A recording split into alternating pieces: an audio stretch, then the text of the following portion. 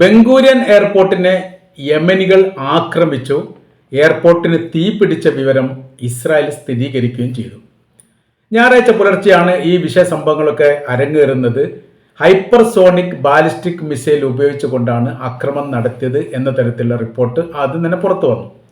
എല്ലാ പ്രതിരോധവും തകർന്നുകൊണ്ട് തീമയ വർഷിക്കുകയായിരുന്നു യഥാർത്ഥത്തിൽ ഇസ്രായേലിൻ്റെ ഇന്റർനാഷണൽ എയർപോർട്ടായിരിക്കുന്ന ബെൻഗൂരിയൻ എയർപോർട്ട്. രാജ്യത്തിലെ ഏറ്റവും വലിയ എയർപോർട്ടായിട്ടാണ് ഇതിനെ അറിയപ്പെടുന്നത്. തലസ്ഥാനമായിരിക്കുന്ന ജെറുസലേം നഗരത്തോട് ചേർന്നിട്ടാണ് എയർപോർട്ട് സ്ഥിതി ചെയ്യുന്നത്. പറയുന്ന കാര്യം ഇങ്ങനെയാണ്: 6 പേർക്ക് പരിക്കേൽക്കുകയും ഗർത്തം രൂപപ്പെടുകയും പാസഞ്ചർ ലോഞ്ചിന് തീ പിടിക്കുകയും ചെയ്തു. എന്നാൽ ഇത് തങ്ങൾക്ക് കെടുത്താനും നിയന്ത്രിക്കാനും സാധിച്ചു എന്ന് ഇസ്രായേൽ പറയുന്നുണ്ടെങ്കിലും ഇങ്ങനൊരു ആക്രമണം നടത്തി അത് എയർപോർട്ടിനെ കേന്ദ്രീകരിച്ച് പ്രശ്നങ്ങൾ ഉണ്ടായിട്ടുണ്ട് എന്നുള്ളത് ആദ്യമായിട്ടാണ് ഇസ്രായേൽ സ്ഥിരീകരിക്കുന്നത് എന്നൊരു പ്രത്യേകതയുണ്ട്. അപ്പോൾ ഇതിന് എത്രത്തോളം ശക്തി ഉണ്ട് എന്ന് ഊഹിക്കാവുന്നതേ ഉള്ളൂ. ചില റിപ്പോർട്ടുകളൊക്കെ ഇപ്പോൾ പുറത്തു വരുന്നത് ഇങ്ങനെയാണ്: 25 അടി താഴ്ചയിൽ പതിച്ചുകൊണ്ട് ഉഗ്ര ശബ്ദത്തോടു കൂടി പൊട്ടിത്തെറിക്കുകയായിരുന്നു. ശബ്ദത്തിന്റെ ആഘാതങ്ങൾ കിലോമീറ്ററുകളോളം ദൂരത്തിൽ കേൾക്കാമായിരുന്നു എന്ന് ചില മീഡിയകളെ ഉദ്ധരിച്ചുകൊണ്ട് പടിഞ്ഞാറൻ മീഡിയകൾ റിപ്പോർട്ട് ചെയ്യുന്നു. പറയുന്നത് അമേരിക്കയുടെ താഡ് പ്രതിരോധ കവചം ഈ മേഖലയിൽ സ്ഥാപിച്ചിട്ടുണ്ട്. അത് എയർപോർട്ടിനെ കേന്ദ്രീകരിച്ചുകൊണ്ട് ഏതെങ്കിലും തരത്തിൽ ആക്രമണം ഉണ്ടാവുകയാണെങ്കിൽ അതിനെ പ്രതിരോധിക്കാൻ വേണ്ടിയിട്ടാണ് അമേരിക്കയുടെയും ഇസ്രായേലിന്റെയും നിർമ്മിതമായിരിക്കുന്ന താഡ് പ്രതിരോധ കവചം. ഇതെല്ലാം തകർന്ന് തരിപ്പണമായി എന്നുള്ളതാണ്. അയൺ ഡോം എന്ന് പറയുന്ന സംവിധാനത്തെ പ്രതിരോധിക്കാൻ മാത്രം ഹൈപ്പർസോണിക്കിന് സാധിക്കില്ല. ഹൈപ്പർസോണിക്കിന്റെ ആക്രമണത്തിനെ പ്രതിരോധിക്കാൻ യഥാർത്ഥത്തിൽ അയൺ ഡോമിന് സാധിക്കില്ലെന്ന് 2 തവണ ഇസ്രായേലിന് ബോധ്യമായതിന്റെ അടിസ്ഥാനത്തിലാണ് അമേരിക്കയുടെ നിർമ്മിതമാണ് താഡ് എന്ന് പറയുന്നു. അതല്ലെങ്കിൽ അമേരിക്കയുടെയും ഇസ്രായേലിനെയും കൂടി സംയുക്തമായിരിക്കുന്ന നിർമ്മിതമാണ് എന്നും പറയുന്നു. ഏതായാലും താഡിനെ പ്രതിരോധം കവചമൊക്കെ പപ്പടമാക്കിയതിനു ശേഷമാണ് ഈ ആക്രമണം നടത്തിയത് എന്നുള്ളത് ഇസ്രായേലിനെ ഞെട്ടിപ്പിച്ചിരിക്കുന്ന കാര്യമാണ്. കഴിഞ്ഞ വർഷം ലെബനാനിൽ നിന്ന് സമാനമായിരിക്കുന്ന ഒരു ആക്രമണം ഉണ്ടായിരുന്നു. ലെബനാൻ എന്ന് പറയുന്ന സമയത്ത് ലെബനാനിൽ നിന്ന് ഹൈപ്പർസോണിക് മിസൈലാണ് അവർ വിട്ടതെന്ന് പറയുന്നു. ബാലിസ്റ്റിക് മിസൈലാണ് എന്നുള്ള 2 അഭിപ്രായം അന്ന് തന്നെ ഉണ്ട്. കാരണം മിസൈലിന്റെ കഷ്ണങ്ങൾ പോലും പെറുക്കെടുക്കാൻ പറ്റാത്ത വിധം ചെതറിപ്പോയിരുന്നു ഭൂപ്രദേശത്തിൽ പതിച്ചതിന് ശേഷം എന്നാണ് ആദ്യത്തെ റിപ്പോർട്ട്. പിന്നീട് തങ്ങൾ അത് വെടിവെച്ച് വീഴ്ത്തിയതോടനുബന്ധിച്ചുണ്ടായിരിക്കുന്ന അതിന്റെ ചീള് കഷ്ണങ്ങൾ മാത്രമാണ് ഭൂമിയിൽ പതിച്ചത് എന്നാണ് അന്ന് ഇസ്രായേൽ അവകാശപ്പെട്ടത്. 500 കിലോമീറ്ററാണ് ഏകദേശം ഇതിന്റെ ദൂരപരിധി കണക്കാക്കുന്നത്. അത് ഇസ്രായേലിന്റെ ഈ പറയപ്പെട്ട അന്താരാഷ്ട്ര ടെർമിനലായിരിക്കുന്ന ബെൻഗൂരിയൻ എയർപോർട്ടിന്റെ പാർക്കിംഗ് ഏരിയയിലാണ് പതിച്ചത്. കുറേ കാറുകളൊക്കെ തീപിടിച്ചു എന്നും പൊട്ടിത്തെറിച്ചു എന്നൊക്കെ പറയുന്നു. ആളപായവും കാര്യങ്ങളൊന്നും റിപ്പോർട്ട് ചെയ്തിട്ടില്ല. ആളില്ലാത്ത സമയത്താണ് എന്നാണ് അന്നത്തെ ഇസ്രായേൽ ടൈംസ് കാര്യങ്ങളൊക്കെ റിപ്പോർട്ട് ചെയ്തത്. എന്നാൽ തീപിടുത്തവുമായി ബന്ധപ്പെട്ട കാര്യത്തെക്കുറിച്ച് പിന്നീട് ഒരു സ്ഥിരീകരണമൊന്നും ഇസ്രായേലിന്റെ ഭാഗത്ത് ഉണ്ടാവാത്തത് കൊണ്ട് അത് പ്രതിരോധിക്കാൻ സാധിച്ചു എന്നുള്ള ഒരു ഔദ്യോഗിക റിപ്പോർട്ടാണ് പിന്നീട് നിലനിന്നത്. ഇപ്പൊ അതിൽ നിന്നൊക്കെ വ്യത്യസ്തമായി 2200 കിലോമീറ്റർ ദൂരത്ത് നിന്നാണ് യമനിൽ നിന്ന് ഈ പറയപ്പെട്ട ഹൈപ്പർസോണിക് മിസൈൽ ലക്ഷ്യം കണ്ടുകൊണ്ടുള്ള ആക്രമണം നടത്തുന്നത്. അപ്പോൾ അതിന് ഈ മേഖല കേന്ദ്രീകരിച്ചുകൊണ്ട് ആക്രമണം നടത്തിയെന്ന് മാത്രമല്ല, ലക്ഷ്യം കണ്ടു എന്ന് പറയുന്നതിന് തുടർച്ചയായിട്ട് അവർ പറയുന്ന കാര്യം മേഖല തീപിടിക്കുകയും കറുത്ത പുകൾ പ്രത്യക്ഷപ്പെടുകയും രക്ഷപ്പെടാൻ വേണ്ടി യാത്രക്കാർ പരസ്പരം അങ്ങോട്ടും ഇങ്ങോട്ടും ഓടി മറിയുന്ന രീതിയും അതേപോലെ തന്നെ ബങ്കറുകളിലേക്ക് രക്ഷപ്പെടാൻ വേണ്ടി പോകുന്നതെല്ലാം കാണാൻ വേണ്ടി സാധിച്ചു. പരസ്പരം അങ്ങോട്ടും ഇങ്ങോട്ടും പോകുന്നതിൻ്റെ ഇടയിൽ കൂട്ടിമുട്ടിയിട്ട് പരിക്കേറ്റ വിവരങ്ങളും പുറത്തു വന്നു. ഈ സ്ഫോടനവുമായി ബന്ധപ്പെട്ട 6 പേരുടെ പരിക്കാണ് ഈ സ്ഥിരീകരിക്കപ്പെട്ടത്. അത് ഇസ്രായേൽ സ്ഥിരീകരിച്ച കാര്യമാണ് പറഞ്ഞത്. ഇസ്രായേൽ സ്ഥിരീകരിച്ചത് പാസഞ്ചർ ലോഞ്ചിൽ തീ പിടിച്ചതായിട്ട് അവർ സ്ഥിരീകരിച്ചിട്ടുണ്ട്. ഗർത്തം രൂപപ്പെട്ടതായിട്ട് സ്ഥിരീകരിച്ചിട്ടുണ്ട്.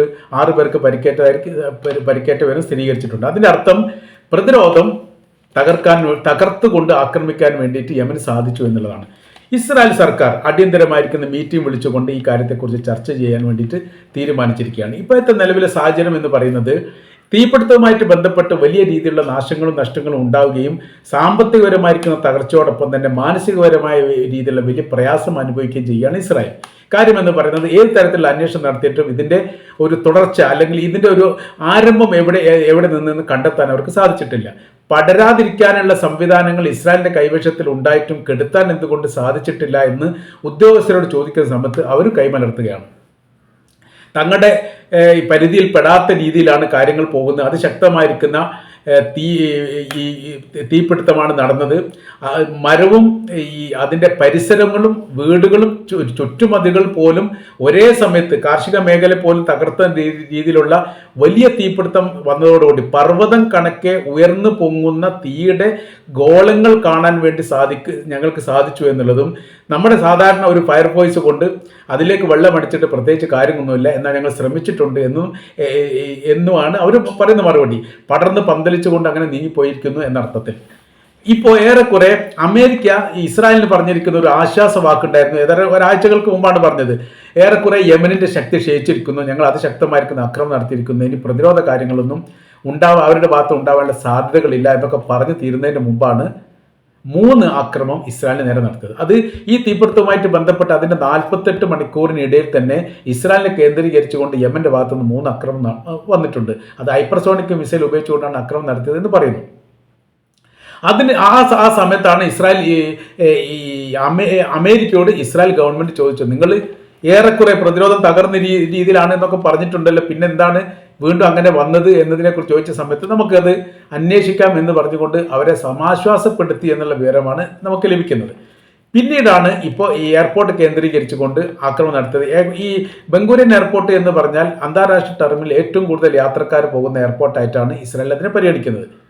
രാജ്യത്തിലെ പ്രധാന കക്ഷികളായിരിക്കുന്ന പ്രധാനമന്ത്രിയും പ്രസിഡന്റും ബന്ധപ്പെട്ട ഈ ഭരണസ്ഥാനത്തിരിക്കുന്നവരെല്ലാം ഇവിടെ നിന്നാണ് മറ്റു രാജ്യത്തിലേക്ക് യാത്ര പോകാറുള്ളത്. അതുകൊണ്ട് ഏറ്റവും പ്രധാനപ്പെട്ട VIP എയർപോർട്ടായിട്ട് പോലും ഇതിനെ പരിഗണിക്കുന്നുണ്ട്. പ്രതിരോധവുമായി ബന്ധപ്പെട്ട വിഷയം ഇപ്പോൾ വല്ലാത്ത രീതിയിൽ വീണ്ടും അവിടെ പുകഞ്ഞുകൊണ്ടിരിക്കുകയാണ്. അതിൻ്റെ കാര്യം അവർ പറയുന്നത്, അയൺ ഡോം സംവിധാനത്തിന് എല്ലാത്തിനും പ്രതിരോധിക്കാൻ വേണ്ടി സാധിക്കും നമ്മൾ വിശ്വസിച്ചു. അതിൻ്റെ പുറമെ താട് പ്രതിരോധ സംവിധാനം അതിന് പ്രതിരോധിക്കാൻ വേണ്ടി സാധിക്കുമെന്ന് നമ്മൾ വിശ്വസിച്ചു. രണ്ടും ഇപ്പോൾ തകർച്ചയിലാണ്. നമ്മളുടെ ഇതിന് ഉപയോഗിക്കുന്ന സംവിധാന കാര്യങ്ങളൊക്കെ ചോർന്നു പോയിരിക്കുന്നു എന്നുള്ളതും, താടിന് എത്രത്തോളം പ്രതിരോധ ശക്തിയും പ്രതിരോധ കവചവും തീർക്കാൻ വേണ്ടി സാധിക്കും എന്നുള്ള ഒരു രഹസ്യ സംവിധാനമുണ്ട്. ആ കാര്യങ്ങൾ ചോർന്നു പോയിരിക്കുന്നു. അത് ചോർത്തിയത് നമ്മളിൽപ്പെട്ടവരാണോ എന്നുള്ള കാര്യം ഇപ്പോൾ ഇസ്രായേൽ തന്നെ സംശയമായിരിക്കുകയാണ്. അപ്പോൾ ഒരു ശത്രുവിൻ്റെ ശക്തി എത്രത്തോളം ഉണ്ട് എന്ന് മനസ്സിലാക്കിയെങ്കിൽ മാത്രമേ അതിനെ പ്രതിരോധിക്കാൻ വേണ്ടി സാധിക്കൂ. ചെങ്കടലുമായിട്ട് ബന്ധപ്പെട്ട് അമേരിക്ക നേരിടുന്ന ഏറ്റവും വലിയ വിഷയം യമനിൽ നിന്ന് വരുന്ന ആക്രമണങ്ങൾ, ഈ ഹൈപ്പർസോണിക്കോ അല്ലെ ബാലിസ്റ്റിക് മിസൈൽ പോലെയുള്ള ആയുധങ്ങൾ ഉപയോഗിച്ചുകൊണ്ട് അവർ ആക്രമിക്കുന്നത് എല്ലാ സമയങ്ങളിലും എല്ലാ ഈ ദിവസങ്ങളിലും ഒരേ രീതിയോ അല്ലെങ്കിൽ ഒരേ ആയുധമോ ഉപയോഗിച്ചിട്ടില്ല, മാറി മാറി അവർ ഉപയോഗിക്കുന്നു എന്നുള്ളതാണ്. അതുകൊണ്ട് ഒന്നിന് കുറച്ച് ബലം കുറവാണെങ്കിൽ അതിന് ബദൽ സംവിധാനമായിരിക്കുന്ന പ്രതിരോധമൊക്കെ ഉണ്ടാക്കുമ്പോൾ രണ്ടാമത് വരുന്നത് അത് ശക്തമായിരിക്കുന്ന പ്രതിരോധ സംവിധാനത്തെ തകർക്കുന്ന തരത്തിലാണ്.